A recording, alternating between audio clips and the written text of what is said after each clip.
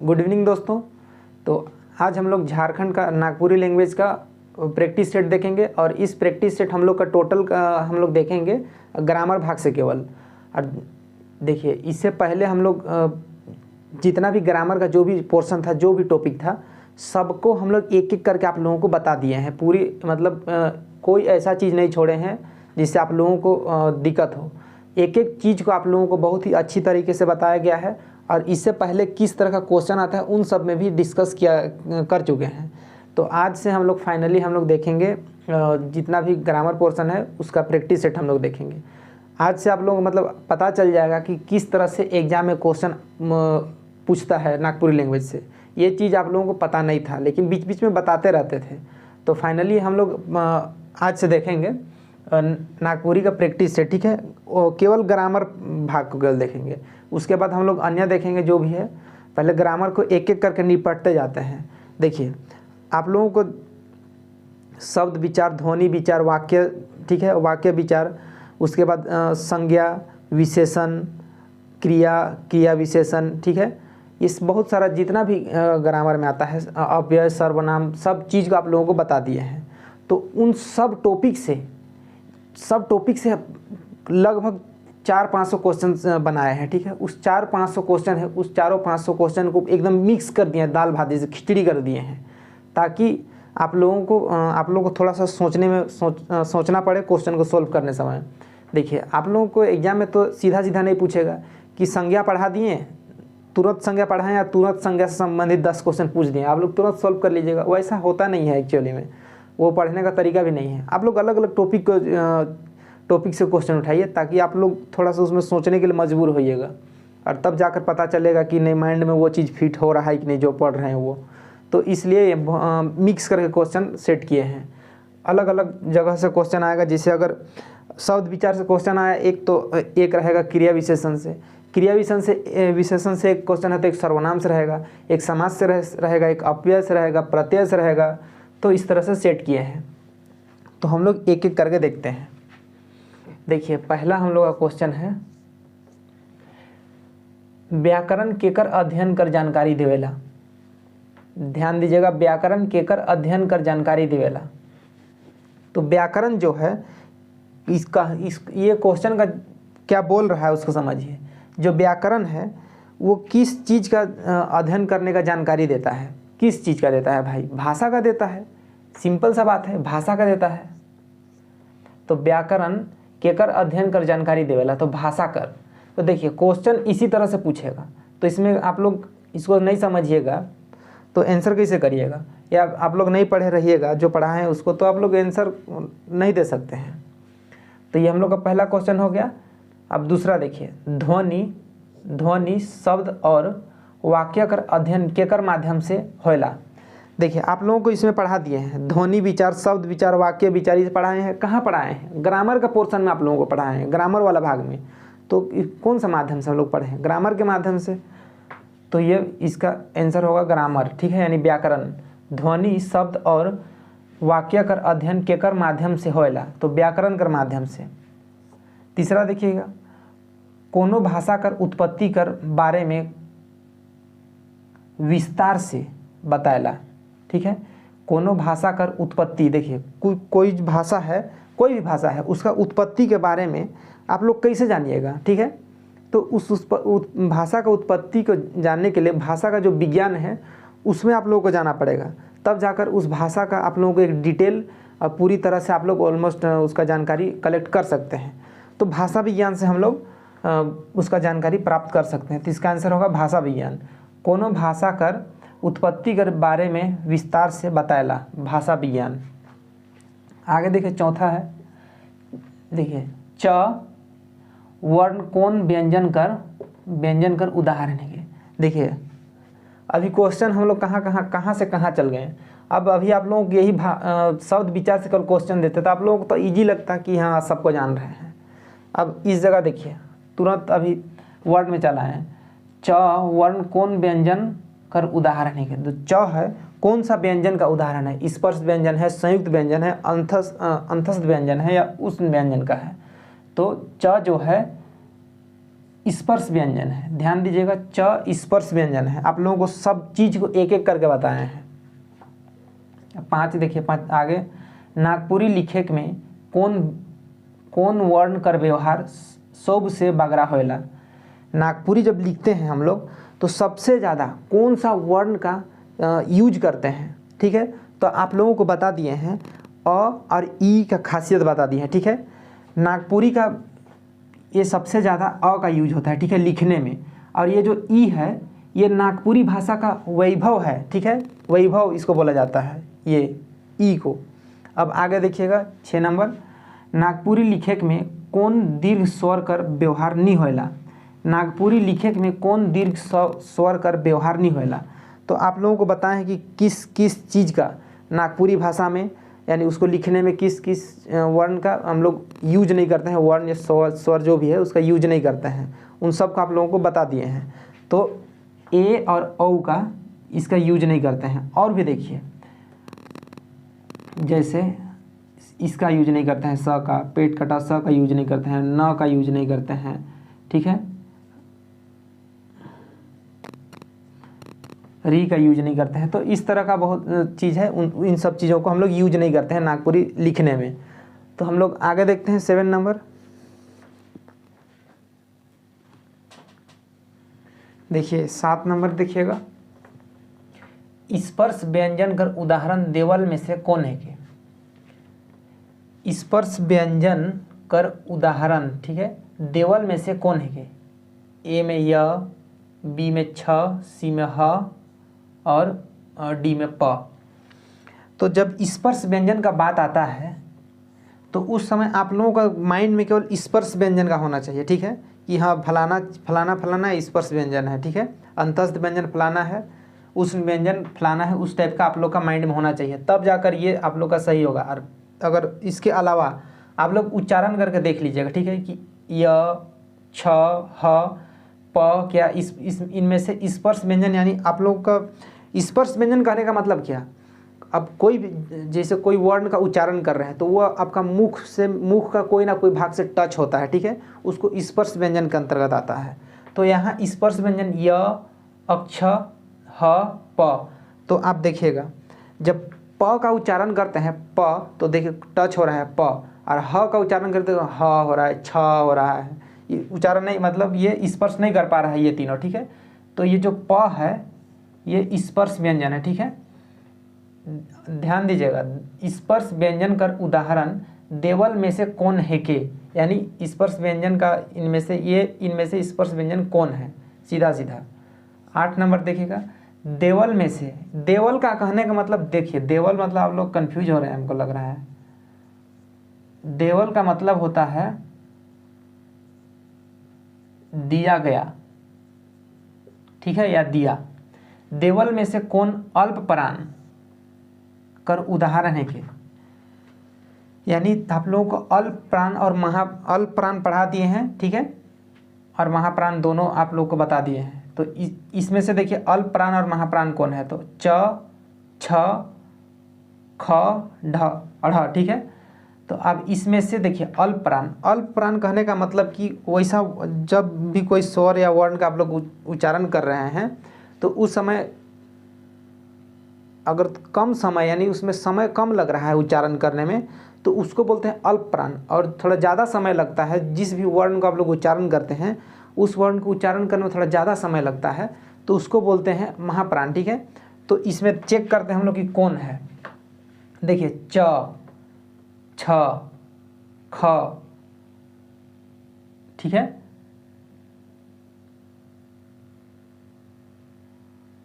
Sorry यहाँ अल्प प्राण ही देख रहे हैं अब देखिए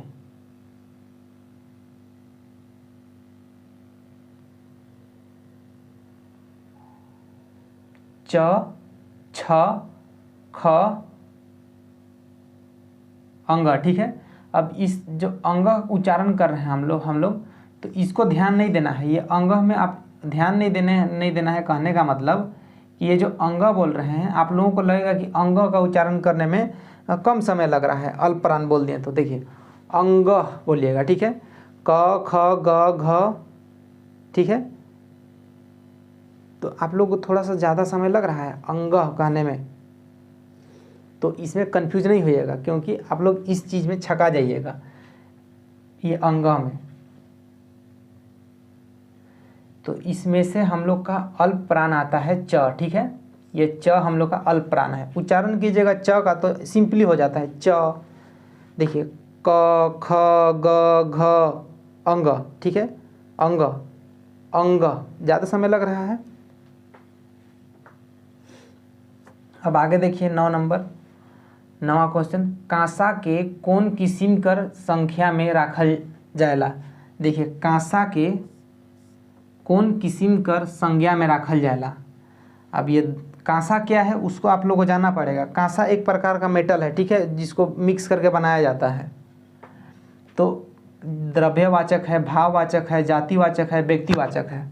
तो कांसा का आप लोगों को जानना होगा कि कांसा जो है जितना भी लिक्विड चीज़ है या आपका मेटल वगैरह सब द्रव्यवाचक में आता है, ठीक है, ये द्रव्यवाचक। तो कांसा के कौन किस्म कर संज्ञा में रखल जाएगा, तो द्रव्यवाचक। 10वां क्वेश्चन है गांज, ठीक है, ये गांज शब्द, गांज शब्द कौन तरह कर संज्ञा रूप में आवेला। गांज शब्द कौन तरह कर संज्ञा रूप में आवेला। तो गांज कहने का मतलब क्या, आप लोग देखिए धान को इकट्ठा करते हैं, धान काट के, धान काट लिए उसके बाद उसको नारा के साथ में खलिहान में रखा जाता है, ठीक है, उसके बाद उससे धान निकाला जाता है। तो जो गांज बनाया जाता है, इकट्ठा किया जाता है, तो उसको गांज बोलते हैं। अब देखिए इकट्ठा करने तो मतलब एक धान का भी उसको तो बाली को इकट्ठा नहीं किया जाएगा, बहुत सारा धान को इकट्ठा किया जाता है। मतलब क्या, बहुत सारा यानी समूह, समूह यानी समुदाय, ठीक है। तो गांज जो है समुदायवाचक है। राइत पहर ध्रुव तारा, देखिए राइत पहर ध्रुव तारा चमकत रहे, वाक्य में ध्रुव तारा कौन तरह कर संज्ञा है कि। अब देखिए ये क्वेश्चन इतना सा दे दिया है, लेकिन पूछा क्या है कि जो ध्रुव तारा है कौन तरह कर संज्ञा है कि। ध्रुव तारा, तारा देखिए तारा एक अलग, तारा अलग चीज़ हो गया, तारा का नाम वो अलग चीज़ हो गया, ठीक है। तो आप लोग को बता दिए हैं कि व्यक्तिवाचक और जातिवाचक में डिफरेंस बता दिए हैं। मान लीजिए कोई व्यक्ति है, ठीक है, मान लीजिए कोई व्यक्ति है, उसका नाम है राम, ठीक है, तो उस व्यक्ति को हम लोग जातिवाचक बोलेंगे और उसका नाम जो है उसको बोलते हैं व्यक्तिवाचक, ठीक है। जातिवाचक उसका जो एक्चुअली में जो हो नेचुरल हो गया वो व्यक्तिवाचक जातिवाचक हो गया, और जो उसका नाम वगैरह है उसको व्यक्तिवाचक बोलते हैं। तो ये तारा का नाम है ध्रुव तारा, ठीक है। आप लोगों को एस्ट्रोनॉमी में पूरा पढ़ा दिए हैं कि ध्रुव तारा क्या होता है, पोलर स्टार, सब चीज़ पढ़ा दिए हैं। तो ध्रुव तारा जो है वो व्यक्तिवाचक है, ठीक है, इसमें ध्रुव तारा व्यक्तिवाचक है। आगे देखिएगा 12 नंबर, गछ ले पतई गिरलक, वाक्य में कय ठो संज्ञा है। कय ठो संज्ञा है यानी गछ ले पतई गिरलक यानी पेड़ से पत्ता गिरा, इसमें कितना संज्ञा है, 1 है, 2 है, 2 है, 3 है, 4 है। तो आप लोग को इसको जानना पड़ेगा कि संज्ञा क्या है, ठीक है। देखिए संज्ञा, आप संज्ञा का मतलब क्या, कोई नाम है, नाम किसी का नाम, कोई जगह, प्लेस, ठीक है,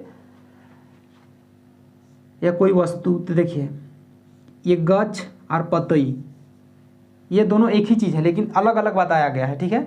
गछ में ही उसका पेड़ में ही पत्ता होता है, लेकिन अलग अलग बता दिया है, यहाँ कारक बीच में ले आया है, ठीक है। तो ये अलग हो गया, तो ये एक और एक दूसरा। तो इस वाक्य में, इस सेंटेंस में गछ ले पतई गिरलक में 2 ठो, ठीक है, 2 ठो संज्ञा है, गछ पतई। अब ये गिरलक जो है ये हम लोग का कारक हो गया, ठीक है, कारक बोल रहे क्रिया हो गया, थोड़ा थोड़ा मिस हो जाता है, क्रिया हो गया, और ये हम लोग का कारक हो गया, ठीक है।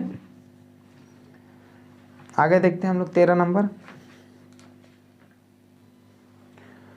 देखिएगा 13 नंबर, ये देखिए सूरज, सूरज और सूर्य, ठीक है, ये अलग अलग है, इसको बताएंगे अभी, ठीक है। सूरज कौन तरह कर शब्द रूप कर उदाहरण है के, ठीक है। ये जो सूरज है तत्सम है, तद्भव है, देशज है, विदेशज है। एक एक बार आप लोगों को ये सबको बता देते हैं। देखिए तत्सम का मतलब क्या होता है, वैसा शब्द जो संस्कृत से लिए, संस्कृत में यूज होता था, ठीक है, यानी संस्कृत का शब्द को हिंदी में लिया गया, ठीक है, उसी रूप को, ठीक है, जो संस्कृत में था उसको हिंदी में लिया गया, और उस जो हिंदी में जो स्वरूप को लिया गया है उसी स्वरूप को नागपुरी में भी हूबहू यूज किया जाता है, उसको बोलते हैं तत्सम। तद्भव, देखिए तद्भव कहने का मतलब कि जो संस्कृत से लिया गया शब्द, ठीक है, वो हिंदी में आकर अपना रूप बदल लिया, ठीक है, और वो बदला हुआ रूप आके नागपुरी में हूबहू यूज होता है, उसको बोलते हैं तत्सम, तद्भव, सॉरी उसको तद्भव बोलते हैं। अब विदेशज क्या हो गया, यानी विदेश, यानी दूसरे देशों से जो शब्द लिया गया है उसको विदेशज, सिंपल में जानिए। और देशज यानी ठेठ, एकदम हम लोग का ठेठ नागपुरी जो है हम लोग का अपना शब्द, ठीक है, अपना एकदम जानिए। तो सूरज कौन तरह कर शब्द कर उदाहरण है के, तो देखिए सूरज जो है ये हम लोग का, देखिए जो सूर्य है, सबसे पहले सूर्य, एक सूर्य उच्चारण करने में बहुत ही मतलब शुद्ध लगता है। सूर्य का जब सूर्य बोलते हैं तो बहुत ही अच्छा लगता है, मतलब कि एक शुद्ध शब्द का उच्चारण कर रहे हैं, ठीक है। तो संस्कृत में सूर्य था, वो हिंदी में आया सूर्य हो गया, लेकिन जब ये नागपुरी में आया तो ये सूरज हो गया, ठीक है। तो ये सूरज शब्द हम लोग का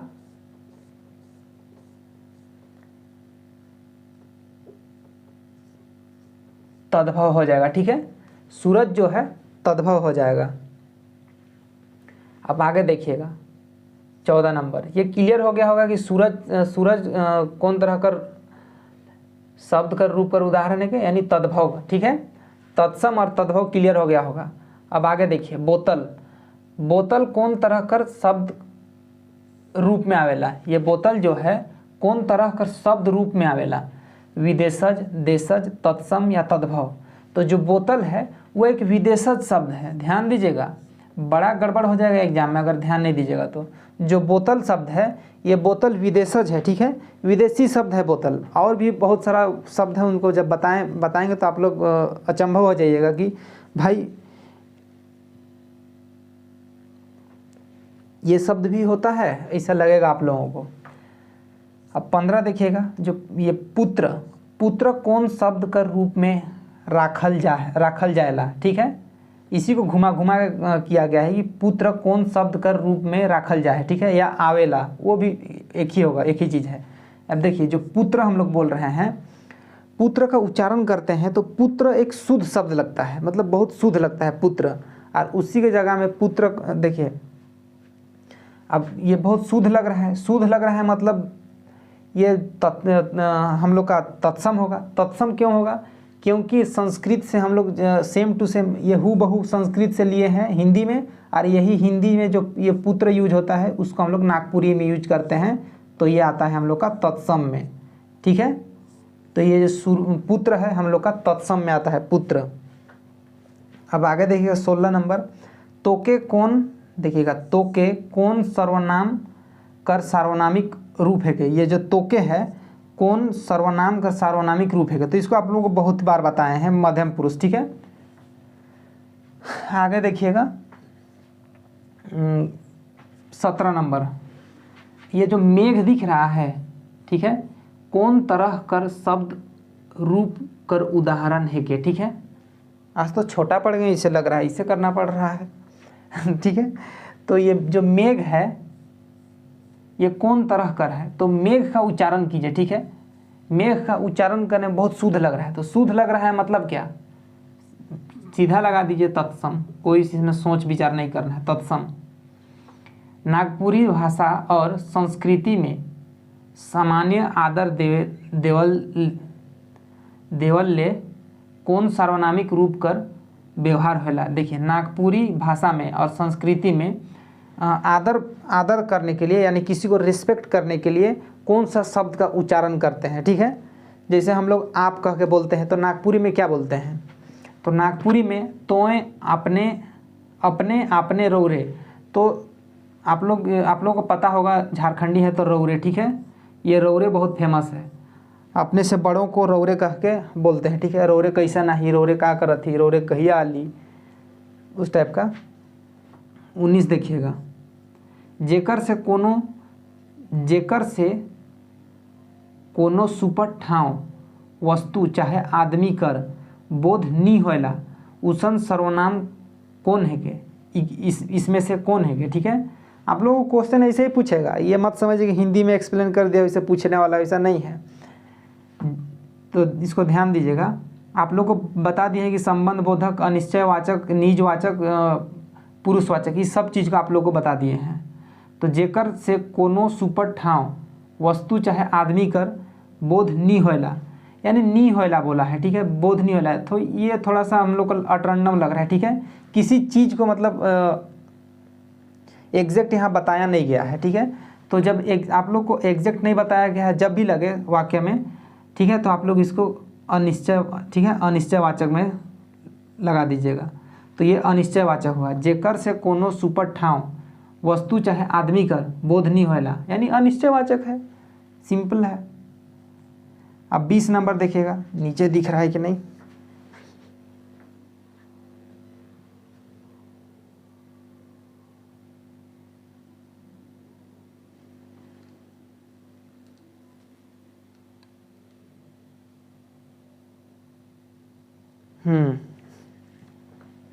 केखो नहाक मन करत है, देखिएगा, केखो नहाक मन करत है तो घाघ में नहाय लेवा। प्रस्तुत वाक्य में केखो, केखो, ठीक है, कौन सर्वनाम कर सर्वनामिक रूप है। केखो बोला गया है। ये जो केखो है यानी कोई बोल रहा है, किसी को बोल रहा है, ठीक है। किसी को नहाने का मन है तो नहा लीजिए कुआं में।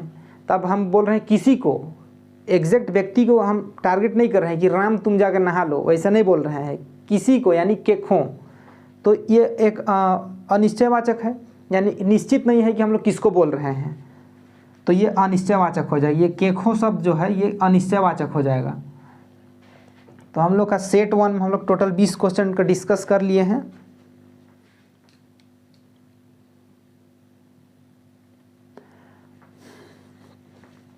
तो देखिए 20 क्वेश्चन कंप्लीट हो गया हम लोग का। अब इसी तरह से हम लोग का हर डेली एक एक सेट आएगा, उसमें 20 क्वेश्चन को ही डिस्कस करेंगे हम लोग, क्योंकि ज़्यादा डिस्कस करेंगे तो आप लोग का माइंड ओवरफ्लो हो जाएगा। तो ओवरफ्लो नहीं करना है। और हालांकि आप लोगों को सारा चीज़ को पढ़ा दिया गया है। अब देखिए इतना सारा क्वेश्चन देखें, कोई ऐसा क्वेश्चन है जिसको नहीं जाने, या मतलब वैसा लगा कि पढ़वे नहीं किए हैं, उस टाइप का, या टच नहीं हो रहा है, उस टाइप का लगेगा ही नहीं, क्योंकि आप लोगों को सारा चीज़ को बता दिए हैं पहले ही, ग्रामर वाला जितना भी पोर्सन है।